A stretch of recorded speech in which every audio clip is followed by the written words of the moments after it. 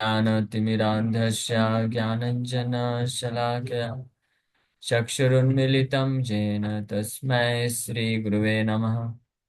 नमो विष्णुपादाय कृष्णप्रेष्ठाय भूतले श्रीमते भक्तिवेदान्तस्वामिन्निति नामिने। नमस्ते सारस्वती देवे गौरवाणी प्रचारिणे निर्विशेष शून्यवादी पाश्चात्य देश तारिणे। नमो महावदन्याय कृष्ण प्रेम प्रदायते कृष्णाय कृष्ण चैतन्य नामने गौरतुसे नमः। जय श्री कृष्ण चैतन्य प्रभु नित्यानंद श्री अद्वैत गदाधर शिवासादि गौर भक्त वृंदा। हरे कृष्णा कृष्णा कृष्णा हरे हरे, हरे राम राम राम हरे हरे। हरे कृष्णा। तो आप सभी भक्तों का हार्दिक स्वागत है आज के प्रश्न उत्तर के सेशन में। तो आप जिन भक्तों का प्रश्न है एक एक करके आप लोग पूछ सकते हैं। हरे कृष्णा प्रभु जी, आपकी वॉइस बहुत लो आ रही है। हाँ, मुझे भी लो हो गई। मुझे लगा मुझे बस हो रही थी। अच्छा, एक मिनट। हरे कृष्णा प्रभु जी, पंचांग प्रणाम। हरे कृष्णा। प्रभु जी, मेरा प्रश्न ये है कि कई कई बार ऐसे भक्त भी सामने आ जाते हैं कि वो दिखावटी की भक्ति कर रहे हैं, तो उनको कैसे पहचाने कि ये असली भक्त है या ये दिखावटी के लिए ये सब कर रहे हैं। हरे कृष्णा। हाँ, पहली बात तो हमको ज्यादा कोई लेना देना नहीं है, स्पेशली अगर कोई भक्त कोई अनजान व्यक्ति है वो आ रहा है भक्ति कर रहा है, चाहे दिखावटी की करे या जानबूझ के सही की भक्ति करे, वो भगवान का लेना देना है। भगवान उसको हैंडल करेंगे। हमको तो अपना भक्ति सिंसियरली करना चाहिए, ये ध्यान रखना चाहिए। हाँ, तो इसमें मतलब मैं समझा नहीं इसमें हमारा क्या लेना देना है।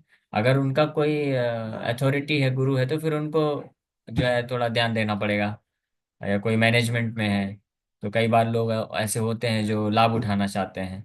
तो प्रभुपाद जी के मिशन को बचाने के लिए, मूवमेंट को बचाने के लिए ऐसे व्यक्तियों से थोड़ा सतर्क रहना जरूरत है। तो वो जो अथॉरिटी होते हैं, मैनेजमेंट होते हैं, वो उनका जिम्मेदारी होता है। इन जनरल हमारे लिए तो महत्वपूर्ण ये है कि हम ये सब चीज़ में ना पड़े और हम जो है अपने आप को जज करते रहें कि कहीं मैं दिखावटी की भक्ति तो नहीं कर रहा हूँ, तो मुझे कैसे अच्छे से और सिंसियर भक्ति करना है, आगे बढ़ना है, इस प्रकार से करना चाहिए।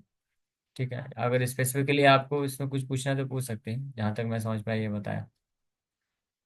जी प्रभु जी, दिखावटी भक्ति में क्या क्या हो सकता है प्रभु जी, आप थोड़ा डीप में बता सकते हैं क्या। हरे कृष्ण। दिखावटी भक्ति का अर्थ होता है कि भक्ति करने का उद्देश्य जो है सही नहीं है। भक्ति क्यों करना चाहिए कृष्ण का, ये पहले हमको पता करना चाहिए। ये पता चलता है साधु संग से श्रवण करके, गीता भागवत की शिक्षाओं को समझ के।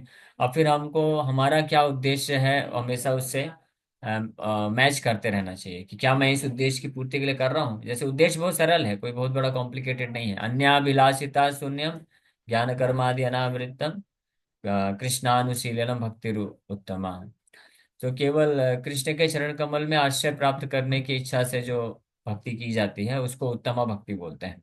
कृष्ण के प्रति शुद्ध भक्ति प्राप्त करने की, यानी कुछ बदले में भक्त को चाहना नहीं चाहिए, कुछ प्राप्त नहीं करना है कि मैं भक्ति कर रहा हूँ तो कुछ बदले में मुझे मिलना चाहिए।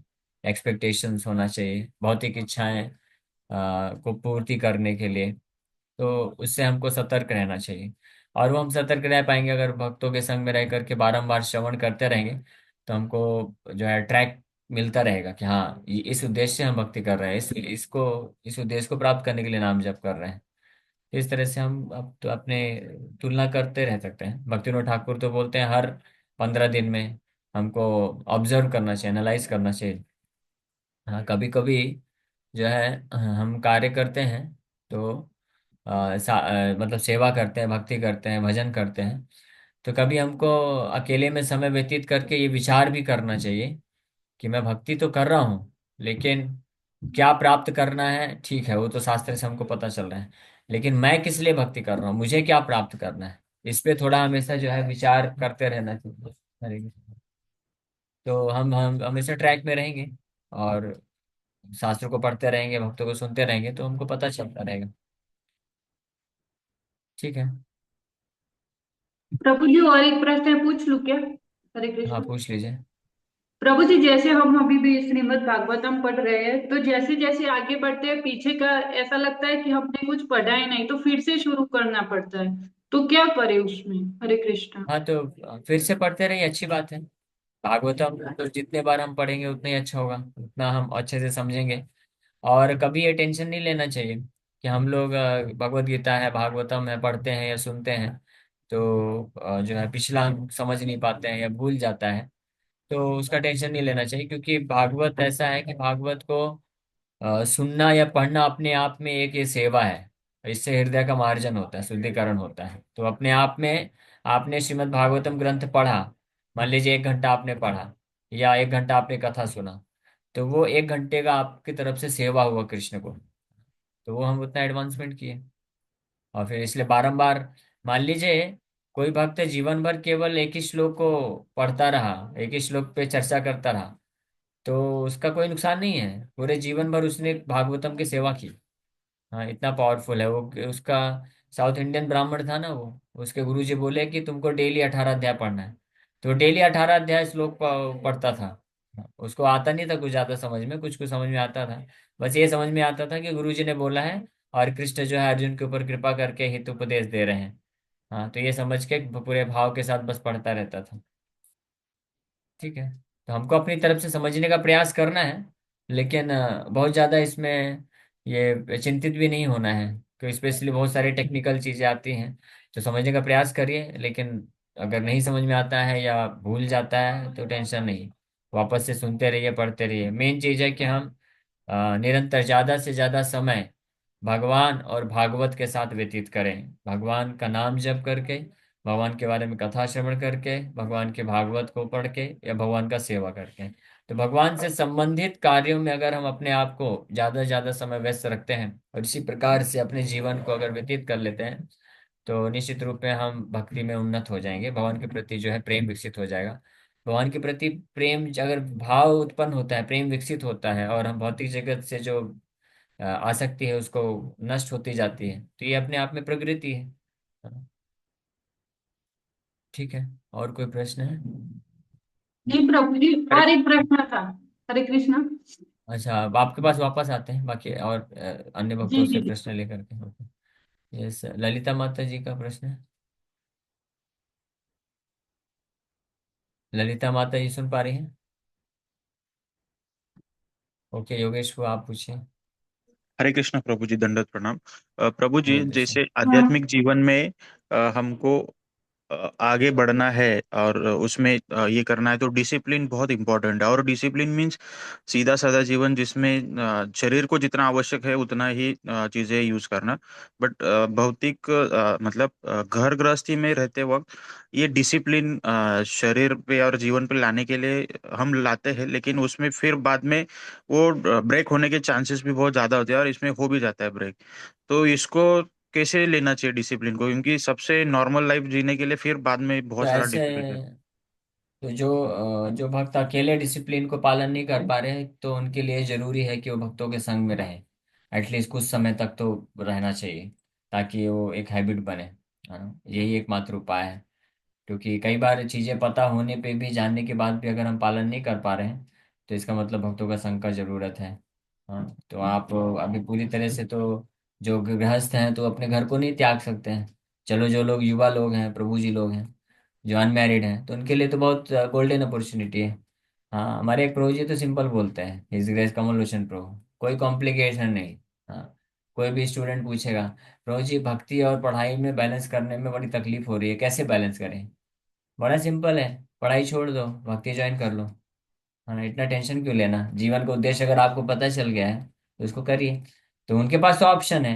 वो तो खैर जो है अनमैरिड है, तो वो लोग ये ऑप्शन चूज कर सकते हैं कि हम हमेशा भक्तों के संग में रहेंगे, पूरी तरह से कृष्ण की सेवा में लग जाएंगे। तो अपने आप ही जो है बहुत बड़ा सरल हो जाता है उन लोगों के लिए भक्त डिसिप्लिन में आ जाना। हाँ, हमेशा निरंतर कृष्ण की सेवा में। लेकिन जो घर गृहस्थी में, उनके लिए कैसे हो पाएगा? उनके लिए ये ऑप्शन है कि फिर उनको जो है जो भी संग प्राप्त हो, अगर ऑफलाइन फैसिलिटी है, आप किसी मंदिर के आसपास हैं, तो आप घर पे रहिए, लेकिन सुबह सुबह मंदिर पहुंच जाइए और मॉर्निंग प्रोग्राम भक्तों के संग में करिए। और फिर आप अपना जॉब धंधा जो करने जाते हैं करिए, और फिर अगर समय मिलता है तो फिर शाम को आ जाइए और आरती अटेंड करिए, कुछ सेवा करिए, कुछ रिस्पॉन्सिबिलिटी ले लीजिए। तो इस प्रकार से आप भी एक तरह से भक्तों के संग में रह करके डिसिप्लिन में आ जाएंगे। ठीक है। लेकिन अगर कुछ भक्त लोग ऑफलाइन सेंटर से दूर हैं, कई किलोमीटर दूर हैं, तो उनको फिर ऑनलाइन ये फैसिलिटी है, इतना अच्छा भी मौका है, तो ऑनलाइन क्लासेस रेगुलर ज्वाइन करना चाहिए, और धीरे धीरे जैसा बताया जाए उसको घर पे रहकर पालन करने का प्रयास करना चाहिए। ये एकमात्र उपाय है। कलयुग में कलौ संगे शक्ति, कलयुग में संग में ही शक्ति है, अकेले कोई नहीं कर सकता भजन, ऑलमोस्ट इम्पॉसिबल है, असंभव है। कोई करोड़ों में कोई एक आध होगा जो अकेले बैठ के भजन कर पाएगा, अदरवाइज संभव नहीं है। तो भक्तों का संग बहुत अनिवार्य है, ऑफलाइन नहीं तो ऑनलाइन।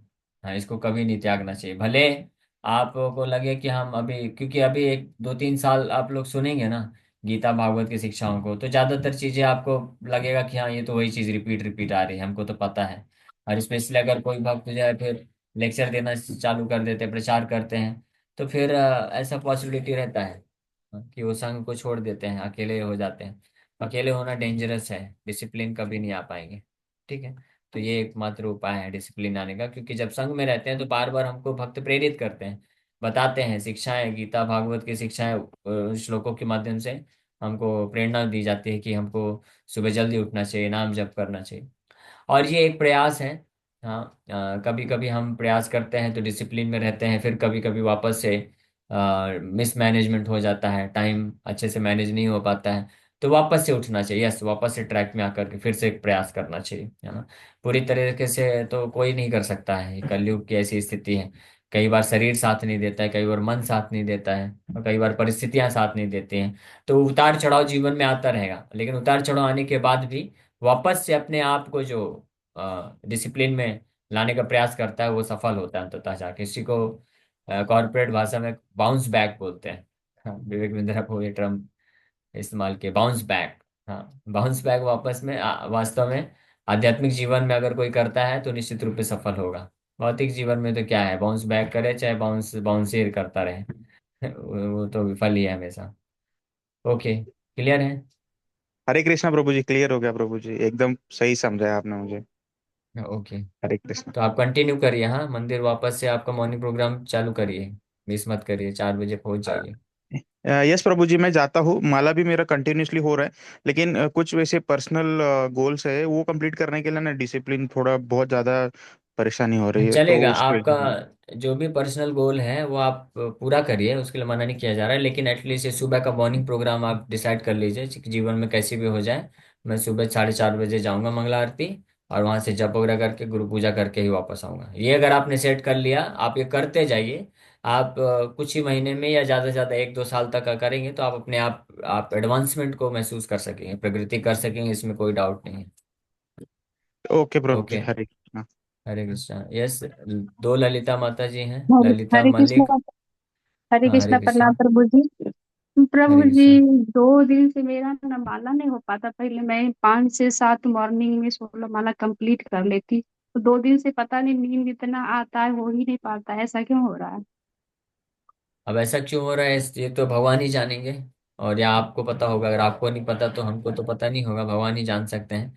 क्योंकि कई बार शरीर का होता है कि शरीर थक जाता है तो नहीं हो पाता है, परिस्थितियां अलग होती है, कई बार मन की स्थिति प्रॉपर नहीं होती। वही चीज मैं बता रहा था योगेश बो के प्रश्न में, कि डिसिप्लिन हमारा कई बार ऊपर नीचे होता है, कई बार हम लोग जो है ज्यादा भी सोते हैं फिर भी जो है उठ नहीं पाते हैं, नींद आती है। तो मन और शरीर हमेशा बदलता रहता है भौतिक स्थिति में, लेकिन ये दोनों के बावजूद भी हमारा जो संकल्प है वो नहीं टूटना चाहिए। हाँ, कभी कभी ठीक है, कभी कभी आप नहीं उठ पा रहे हैं, लेकिन वापस से ओके, आज नहीं उठ पाया, कल नहीं उठ पाया, लेकिन कल जरूर उठूंगा, फिर से प्रयास करूंगा। हार हार नहीं कभी मानना चाहिए, वापस से प्रयास करना चाहिए, जो हो गया तो हो गया, अब आगे बढ़ना चाहिए। हाँ, तो प्रयास करिए, वापस से सही हो सकता है। हरे कृष्णा। ठीक है, तो इसलिए टेंशन मत लीजिए, लग जाएगी। ओके, क्लियर है। Thank you so much. चलिए ठीक है। हरे कृष्ण। यस, ललिता मलिक माता जी। हाँ प्रभु जी बोलिए। हाँ, आप बोलिए, आपने हाथ ऊपर किया है, प्रश्न है आपका। ओके, आप फर्स्ट टाइम आए हैं क्या क्लास में? जी प्रभु जी। पूछना था, हरे कृष्णा, कि हाँ, भागवतम को हम पूछे। वापिस ले जाए या फिर घर पे ही रह के मतलब उससे पढ़े। हरे लेके कृष्ण। भी जा सकते हैं, लेके आपके साथ रखिए हमेशा, और जब भी समय मिले आप पढ़िए, कोई कोई टेंशन नहीं है। तो आप अच्छे से एक बैग रखिए, और भागवतम का वैसे कवर भी आता है, कवर ले लीजिए, नहीं तो कपड़े में बांध के बैग में अच्छे से रखिए। और जब भी आपको ऑफिस में टाइम मिलता है तो कपड़े के ऊपर ही रख के खोल के पढ़िए, और फिर वापस रख दीजिए, कोई टेंशन नहीं है, हाथ धुल लीजिए, बस हो गया। ठीक है। जी प्रभु जी, कोई पाप तो नहीं लगेगा ना प्रभु जी? नहीं नहीं, कोई पाप नहीं लगेगा। बस सुरक्षित रखिए, ऐसे इधर उधर मत रखिएगा। और जब पढ़ने बैठे तो हाथ एक बार धुल लीजिए, और उसे कपड़ा रखिए, उसका टेबल के ऊपर कपड़ा बिछा के उसी में पढ़ के फिर वापस रख दीजिए। या अगर वो भी झंझट है तो फिर आपके हाथ साफ रखिए, गोद में रख के, हाथ में रख के पढ़िए। मेन जी चीज़ है प्रभु पढ़ना जी। है भागवतम को, ठीक है। फिर भी अगर जी किसी को बहुत ऐसा लगता है कि हम इधर उधर जॉब धंधे के लिए जाते हैं, कहाँ भागवतम रखेंगे, तो आजकल तो फैसिलिटी है, ऑनलाइन भी है, मोबाइल में अवेलेबल है, पढ़ सकते हैं। तो मोबाइल में भी है, सॉफ्ट कॉपी होता है, अवेलेबल होता है। लेकिन हिंदी भागवतम का मेरे को वेबसाइट पता नहीं। अगर वीर किशोर जी को मालूम हो तो लिंक डाल सकते हैं, तो भक्तों को हेल्प मिल जाएगा। जनरली मैं जो रेफर करता हूँ वो इंग्लिश भागवतम है, तो उसमें तो डायरेक्ट मिल जाता है, सब कुछ है उसमें। ओके। हरे और कोई कृष्णा। प्रश्न? हरे धन्यवाद। कृष्ण। नाम जप करते टाइम ही कैसे बहुत गंदे विचार अचानक से आ जाते हैं? काम करते हैं या और सब टाइम इतने अचानक से गंदे विचार नहीं आते हैं, तो इससे कैसे बचे? ओके।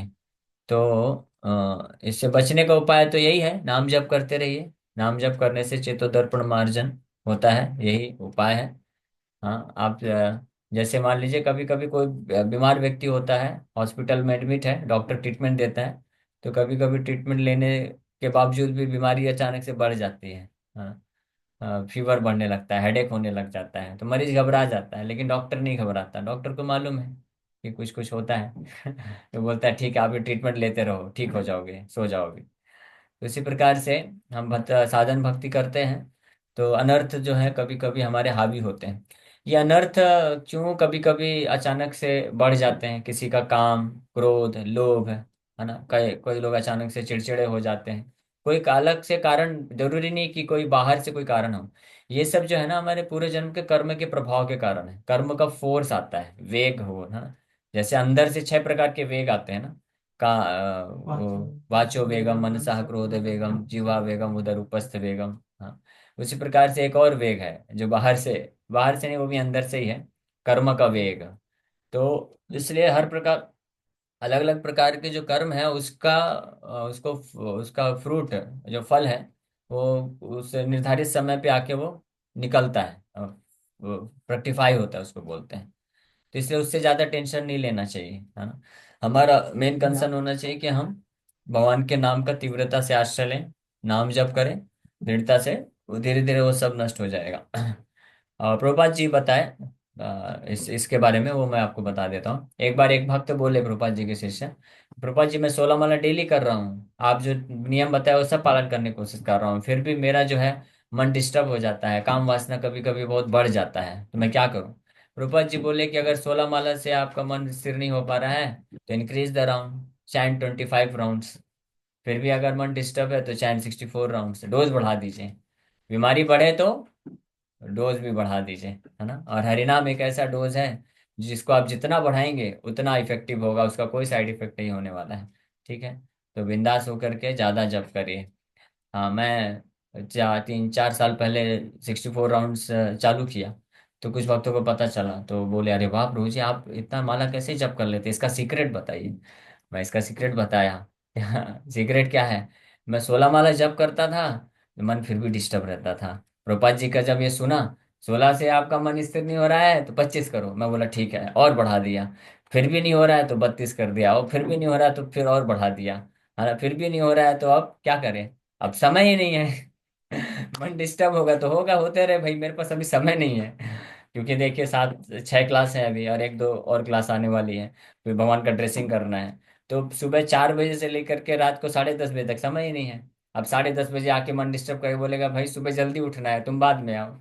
तो वो आते रहो, क्या फर्क पड़ता है? अभी ऐसी स्थिति है कि मन में, ठीक है डिस्टर्ब होता है, होने दो, कोई फर्क नहीं पड़ता है हमको। अभी ऐसा है कि हमको पता है कि मुझे इस समय पे क्या करना है, या तो प्रचार का कार्य करना है, या भगवान का सेवा है, या नाम जप करना है, बस ये 3-4 चीजें फिक्स हैं, या कुछ सेवा आ रही है तो सेवा करना है। तो ऐसा कोई समय का गैप ही नहीं है कि जहाँ पे बेचारा डिस्टर्ब प्रभु आ जाए, या सरल भाषा में बोले mister lust, mister lust specially बहुत परेशान करता है कई लोगों को, यंग जो डिवोटीज होते हैं। तो हम उसको क्या करेंगे, भाई मिस्टर लस्ट तुम बैठ जाओ थोड़ा सा, मेरा भी सेवा है, आने दो, कोई फर्क नहीं पड़ता है। तो खैर, लेकिन जब शुरू भक्ति के शुरुआत के स्टेज में जब रहते हैं, तो ये सब चीज़ों से हम लोग कई बार डिस्टर्ब हो जाते हैं। तो इसका उपाय ये है कि हम दृढ़ता पूर्वक कृष्ण के नाम का आश्रय लेते रहें। हाँ? हमारे गुरु महाराज से एक भक्त ने प्रश्न पूछा कि महाराज, ये मन कब तक परेशान करेगा, हम भक्ति में कितने और साल हमको देने पड़ेंगे कि मन के डिस्टरबेंसेस से फ्री हो जाएं। तो महाराज बहुत सरल आंसर दिए। महाराज बोले कि जब तक आपके पास ये शरीर है, आपका मन डिस्टर्ब करेगा, तो इसलिए मन के डिस्टरबेंस से आप डिस्टर्ब मत हो जाओ, मन को डिस्टर्ब रहने दो। तो हमको ये समझना चाहिए कि मन और मैं अलग हूं। जब आप अपने आप को शरीर से, मन से अलग देखेंगे, तो शरीर अगर बीमार है तो बीमार है तो क्या है, ठीक है, ज्यादा से ज्यादा रेस्ट ले लो, और क्या है, टेंशन क्यों लेना, है ना। नॉर्मल जब शरीर रहता है तो 6 घंटे रेस्ट लेते हैं, 18 घंटे कृष्ण की सेवा करते हैं। बीमार हो जाएगा तो 10 घंटे रेस्ट लेंगे, कृष्ण को बोलेंगे 14 घंटे ही आज आपका सेवा करने वाला हूँ, कृष्ण थोड़ी ना आके कुछ वो बोलने वाले हैं। कोई टेंशन नहीं, दवाई लीजिए, रेस्ट लीजिए। उसी प्रकार से मन है, मन अगर डिस्टर्ब हो गया है तो कोई दिक्कत नहीं, आप नाम जप करते रहिए, मन को डिस्टर्ब रहने दीजिए, है ना। तो हालांकि शुरू में थोड़ा सा रहेगा तकलीफ, बट धीरे धीरे आदत पड़ जाएगी उसको बोलते हैं ना, अब तो आदत होगी प्रभु जी। जैसे मुंबई में कुछ लोग जॉब करते हैं, और माता जी लोग भी 15-15 घंटे, मतलब एक माता जी आई थी, मनीषा माता, वो क्लास में आती थी रेगुलर, अभी नहीं आ पा रही हैं। तो उनको पूछा तो वो बोली कि सुबह 7 बजे मैं जाती हूँ, रात को 11 बजे आती हूँ। बोला हे भगवान, 7 बजे जाके 11 बजे, 16 घंटे भी कोई काम कर सकता है, इतना भयानक स्थिति हो सकता है। तो मैं पूछा आप कैसे कर लेती हैं, मेरे से तो 16 घंटे नहीं हो पाएगा कभी भी। बोले प्रभु जी क्या करें, अब तो आदत हो गई, अब तो कोई फर्क ही नहीं पड़ता। तो इसी प्रकार से मन के डिस्टरबेंसेस को ऐसा होना चाहिए कि हमको पूरा कोई भाव ही नहीं देना चाहिए, भगवान का नाम जप करना चाहिए, कथा सुनते रहना चाहिए, सेवा में लगे रहना चाहिए। मन का डिस्टरबेंस आता रहे जाता रहे, भाई आना है आओ, बैठो, कोई टेंशन नहीं है। जैसे हरिदास ठाकुर, हरिदास ठाकुर ऐसे ही किए। तो ऑफकोर्स हम हरिदास ठाकुर के लेवल पे नहीं है, लेकिन ये इस उदाहरण से हम शिक्षा कुछ प्राप्त कर सकते हैं। हरिदास ठाकुर गुफा में बैठ कर आराम से जप कर रहे थे, हरे कृष्णा कृष्ण कृष्ण हरे हरे, हरे राम राम राम, अच्छा चल रहा है। अचानक से एक वैश्य आ जाती है और उनको जो है प्रेरित करती है कि आप मेरा संग करो, भोग करो। हरिदास ठाकुर बोले ठीक है, आप चुपचाप बैठ जाओ, मेरा नाम जब कंप्लीट हो जाने दो, उसके बाद आपकी इच्छा पूर्ति करूंगा। हाँ, फिर नाम जब करते रहे, पूरी रात निकल गई, सुबह फिर वो वैश्या उठ के चली गई। सोचिए पहले की वैश्याएं भी इतनी इतना एटिकेट पालन करते थे कि ये सब गलत काम जो है रात को करते। तो वो बोली ठीक है, अभी तो आप पूरा रात बिता दिए, नाम जब आपका कंप्लीट नहीं हुआ, अब मैं कल, अब फिर शाम को मैं रात को फिर से आऊंगी। तो हरिदास ठाकुर बोले ठीक है आ जाओ, कोई दिक्कत नहीं। फिर रात को फिर आते, फिर बोलते मेरा जप अभी बचा हुआ है, आप बैठो, हो जाएगा तो मैं आपकी इच्छा पूर्ति। ऐसे 3 दिन तक होता रहा, हरिदास ठाकुर कोई फर्क नहीं पड़ा। तो वैसे ही डिस्टरबेंसेज आता है, उसको उसको आने दीजिए, उसको बैठे रहने दीजिए, आप बस जप करते रहिए, ये सब टेम्परेरी है। मन का डिस्टरबेंसेस, शरीर का डिफरेंसेस, डिस्टरबेंसेस, इस भौतिक संसार में हर चीज टेम्परेरी है, कुछ समय के लिए आती है फिर चली जाती है। उसके कारण ये जो टेम्परेरी चीज है इस भौतिक संसार की, उसके कारण हम अपना जो परमानेंट चीज है उसको क्यों खो दें, उससे हम क्यों डिस्टर्ब हो जाए, और अपना जो परमानेंट एसेट है उसको हम क्यों खो दें।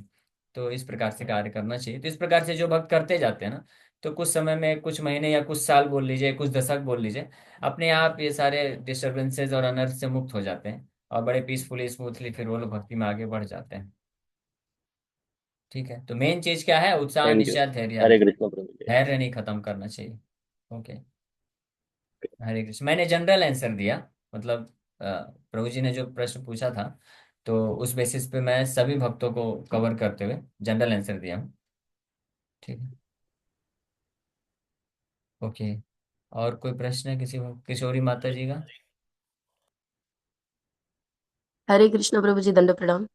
हरे कृष्ण। आपने वो हरिनाम जी चिंतामणि जैसे क्लास में क्वेश्चन नहीं, आप आते हैं माता जी? नहीं आ पाती प्रभु जी, मॉर्निंग में थोड़ा सा उस समय शेड्यूल ऐसा रहता है कि मैं नहीं अच्छा, आ पाती हूँ। ठीक है ठीक है, आप कोशिश करिए, जो नहीं, चौथा अध्याय हरिनाम चिंतामणि का है ना, साधु निंदा के ऊपर, जी वो बहुत अच्छा चल रहा है, एटलीस्ट वो 2-3 सेशन आप सुनिए। जी बिल्कुल प्रभु ओके, जी। वो कब से शुरू हो रहा है? वो नहीं चल रहा है ऑलरेडी, तो यूट्यूब में डाल दिया अब गया है, आप उसमें से सुन लीजिएगा। खूब से सुनती हूँ जी प्रभु जी। ओके। प्रभु जी क्वेश्चन ये था कि जैसे तबीयत खराब है तो सुबह मॉर्निंग में बिना नहाए आदत पड़ी हुई है भाई 4:30 5 बजे नहा करके करने की।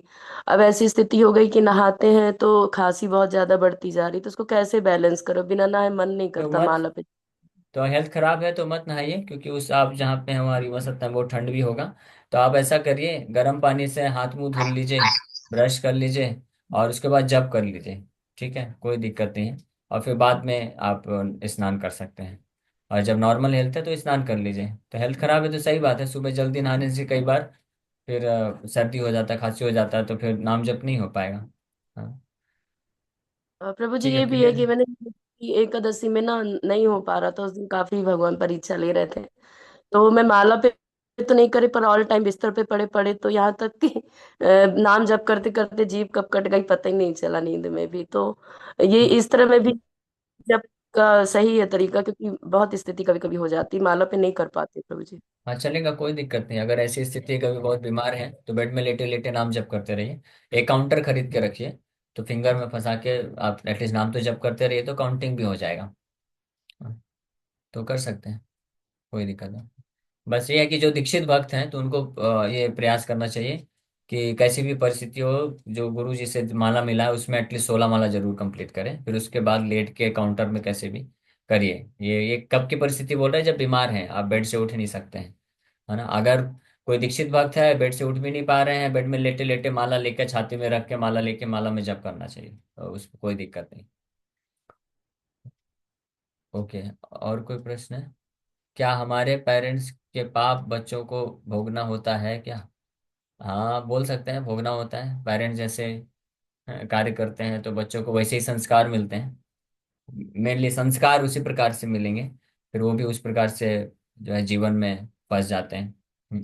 बट जनरली जो सबॉर्डिनेट सबॉर्डिनेट होते हैं, यानी जो बच्चे हैं या शिष्य हैं, उनके पाप ऊपर वाले को मिलते हैं, क्योंकि वो उनके लिए रिस्पॉन्सिबल होते हैं, है ना। लेकिन पेरेंट्स के पाप बच्चों को मिलते हैं, ऐसा तो अभी तक मैंने नहीं सुना। बट या ये बोल सकते हैं कि संस्कार फिर वही मिलेंगे, तो वो पाप करने की प्रवृत्ति आगे बढ़ सकती है। ठीक है। हरे ओके। कृष्णा, धन्यवाद, प्रणाम प्रभु जी। हाँ, एक मिनट, वीर कृष्ण जी इसमें कुछ ऐड करना चाहते हैं मेरे ख्याल से। यस, वीर कृष्ण जी। नहीं नहीं, आपने सही कहा, कहीं नहीं लिखा, किसी शास्त्र में नहीं लिखा है, हालांकि टाइम भी हो गया। हाँ। किसी शास्त्र में नहीं लिखा है पेरेंट्स के पाप जो है बच्चों को लगते हैं। हाँ, हाँ। ये लिखा है चाणक्य पंडित ने और भी किसी शास्त्रों में कि 16 साल तक का, जैसे लालन पालन ताड़न लंबा प्रसंग है, बट 16 साल तक के बच्चे कोई अपराध होता है तो माता पिता को लगता है, बट माता पिता का अपराध बच्चों को लगता नहीं, लिखा है। हाँ। बल्कि माता पिता को लगता है अपराध 16 साल हाँ, तक। माता पिता को लगता है, उसके सही बाद बात है। हाँ। ओके। ठीक है, तो समय हो गया है। बाहर भी के बड़े संतोष सुना हूँ। हालांकि बड़ा डिफिकल्ट प्रश्न है, बट फिर भी क्वेश्चन आ जाए तो मैं इसलिए पूछ रहा हूँ। हमने सुना है, पहला तो इसमें दो बात है, इसमें थोड़ा 1 मिनट लगे मुझे बोलने में इसको। पहला, जैसे हमारे कितने डिवोटी हर एकादशी को 200 200 माला कर लेते हैं, हम पूछते हैं, कैसे आप 200 माला कर लेते, कैसे आप 150 माला 100 माला कर लेते? तो प्रभु जी करते जाते शक्ति आती शांति मिलती है, भगवान अपने आप करा देते हैं, अपने आप हो जाता है। हम करते नहीं, अपने आप हो जाता है, उनको शक्ति मिलती है, अच्छा लगता है, शांति मिलती है, सुख मिलता है, अपने आप हो जाता है। दूसरा, कि हमने ऐसा भी सुना है कि कई डिवोटी ऐसे होते हैं जो जिनके अनर्थ ज्यादा होते हैं, जो 6 प्रकार के अनर्थ होते हैं, उसके कारण जो वो माला करते हैं तो उनको बहुत सारे विचार, जो कभी विचार नहीं आते वो उसी टाइम में माला के टाइम में आते हैं। कई बार वो माइंड बहुत फ्रस्ट्रेट हो जाता है। तो हमने सुना है कि उनके जो अनर्थ सब बाहर जा रहे हैं। जैसे एग्जाम्पल, जैसे कोई सफाई कर रहा है, किसी कमरे में बहुत दिनों से सफाई नहीं हुई, सालों से नहीं हुई, तो कमरा कितना गंदा हो जाए, कितना डस्ट हो जाएगी ना। जब सफाई करेंगे तो बाहर तो कहीं ना कहीं मुंह में कान में तो जाएगी ना, वो सफाई गंदगी जो है वो आ जाएगी, गंदगी वो। तो इसीलिए उनको लगता है कि वो हो रहा है। जैसे एक दूसरा एग्जाम्पल हमने सुना था, जिस मोबाइल में 500 मैसेज डिलीट करें कि 100 मैसेज डिलीट करें, जब मैसेज डिलीट करते हैं ना तो दिखते हैं ना कि ये इतना इतना डिलीट पूरा दिखता जाता है। इसका अर्थ नहीं कि छोड़ दे, तो सफाई हो रही है, मैंने कई बार बहुत सारे विचार आ रहे हैं, अनर्थ निवृत्ति नहीं हो रही है, तो माइंड माला जपते और डिस्टर्ब हो रहे हैं, तो ऐसा नहीं सोचना चाहिए, वो हमारी अनर्थ निवृत्ति होना चाहिए। ऐसा हमने सुना था वरिष्ठ भक्तों से। तो हाँ, प्रभु जी यस है। ठीक है, ऐसा हमने सुना था, दोनों हाँ, बात ऐसा सुना था। ऐसा, हाँ सही बात है। तो ऐसा हमने भी सुना है, ये सही बात भी है कि हम जैसे जैसे माला जप करते जाते हैं तो वैसे वैसे हमारे अनर्थ जो है धीरे धीरे नष्ट होते जाते हैं। तो ये सही बात है, इसलिए घबराना नहीं चाहिए। नाम जप जितना हम करते जाएंगे उतने अनर्थ से हम मुक्त होते जाएंगे। और स्पेशली माया जो है टेस्ट लेती है, जो भक्ति नहीं करते हैं तो वो तो माया की गोद में बढ़िया बिंदास सो रहे हैं, तो माया उनको ज्यादा ध्यान नहीं देती है क्योंकि वो अच्छा बच्चा है, वो सो रहा है माया की गोद में। लेकिन जो बच्चा गोद से उठ के भागने की कोशिश करता है तो माया तुरंत पंजे मारती है, "अरे किधर भाग रहा है, इधर आ जा"। इसलिए ऐसे भी वो जो भक्ति में चालू कर देते हैं तो उनको फिर कई बार अनर्थ है, कई बार ज्यादा लालच, और कई बार अलग अलग प्रकार के तरीके से माया फंसाने की कोशिश करती है। तो इसलिए कभी भगा घबराना नहीं चाहिए, लगे रहना चाहिए। ठीक है। ओके। सर जैसे भी आपने कहा कि माया उनको माया के गोद में, हमने प्रभुपाद जी की लीला में इतना ऐसा सुना था, मैंने पढ़ा नहीं है लेकिन सुना था भक्तों से।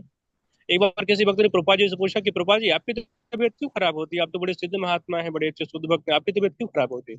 प्रभुपाद जी तो बहुत बोल्डली बोलते थे, डायरेक्ट बोले, बोले तुम्हारा, तुम तो माया के गोद में ऑलरेडी बैठे हो, तुम्हारा क्या होगा, तुम तो माया के गोद में बैठे हो। हम माया से युद्ध कर रहे थे, कोई माया हमको भटकती है, कोई हम माया को भटकते हैं। तब हम माया को कभी विजय पाते हैं, हमारे साधना भजन करते सेवा करते हैं।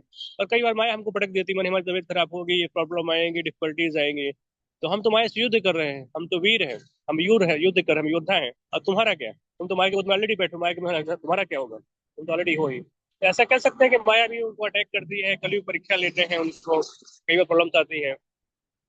हाँ, यस, माया जो है, जो भक्त प्रचार करने में लगे रहते हैं, तो इसलिए देखिए जितने भी सक्सेसफुल प्रीचर हैं, और वो देखा गया है कि बहुत उनकी तबीयत डाउन होती है। तो इसके तो दो कारण, एक आपने बताया जो सही बात है कि माया भी रोकने की कोशिश करती है। प्रभुपाद जी इस बात को बोले कि प्रभुपाद जी जितना जो है अटैक करते जा रहे थे माया को, उतना माया प्रयास कर रही थी, हाँ, इस प्रकार से रोकने का। दूसरा है कि जब जितने मात्रा में प्रचार करते हैं, जो शिष्य बनते हैं, तो वो लोग के जो पाप होते हैं, वो गुरु को उसका कुछ पार्ट लेना पड़ता है। हाँ, इसलिए भी ये होता है। बट जो नॉर्मल डिवोटी हैं, शिक्षा गुरु हैं, जो दीक्षा गुरु नहीं है, तो उनको भी तो अटैक हाँ, कर, जैसे हम लोग तो इतने हाई लेवल के, जस्ट एग्जाम्पल के लिए बोल रहे हैं। नहीं, कोई भी डिवोटी हो तो वो शिक्षा गुरु या दीक्षा गुरु जो भी है, उनको ये सामना तो करना पड़ता है।